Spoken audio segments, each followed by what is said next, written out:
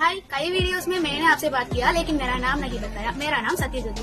இன்னைக்கு ஸ்போக்கன் ஹிந்தினாலே எல்லாரும் சின்ன குழந்தைங்க படிக்கிறதா அப்படின்னு நினைச்சிட்டு இருக்காங்க. அதுதான் தவறு. இங்க நிறைய பெரியவர்கள் படிச்சிருக்காங்க. அதோட பல்வேறு துறையினர் சார்ந்தவங்களும் படிச்சிருக்காங்க. கிட்டத்தட்ட மருத்துவர்கள் மட்டும் 12 பேர் இங்க ஹிந்தி படிச்சு முடிச்சிருக்காங்க. அதுல ரீசெண்டா படிச்சு முடிச்ச மருத்துவர் அவர் தன்னுடைய அனுபவத்தை பகிர்ந்திருக்காரு. அவர் யார் என்னங்கறத நான் கடைசியில சொல்றேன். இன்ஜினியர்ஸ் மட்டும் கிட்டத்தட்ட 8 பேர் படிச்சு முடிச்சிருக்காங்க. அதோட வெளிநாட்டு வேலைக்காக நம்ம கிட்ட படிச்சு முடிச்சவங்க 26 பேர்.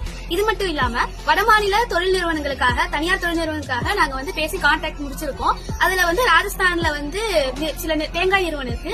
அப்புறம் டெல்லியில மிட்டாய் நிறுவனத்துக்காக, அப்புறம் மும்பைல சிமெண்ட் தொழிற்சாலைகளுடைய கான்ட்ராக்ட் பேசி நாங்க வெற்றி பெற்றிருக்கோம். அதுக்கப்புறம் இசைக்கலைஞர்களுக்காக பத்மபூஷன், பத்மவிபூஷன் போன்ற விருதுகளுக்கு பிரதமருக்கே நேரா கடிதம் எழுதியிருக்கோம். நான் ஏற்கனவே சொன்ன மருத்துவர் யாரு அப்படின்னா டாக்டர் அசோக் குமார். இவர் காங்கிரஸ் கட்சியோடைய தேசிய நிர்வாகியாகவும் கர்நாடக காங்கிரஸோடைய ஓபிசி டிபார்ட்மெண்டோடைய மேலிட பொறுப்பாளராக பணியாற்றிருக்காரு. அவர் இங்க படிச்சு முடிச்ச அனுபவத்தை நம்ம கிட்ட பகிர்ந்திருக்காரு.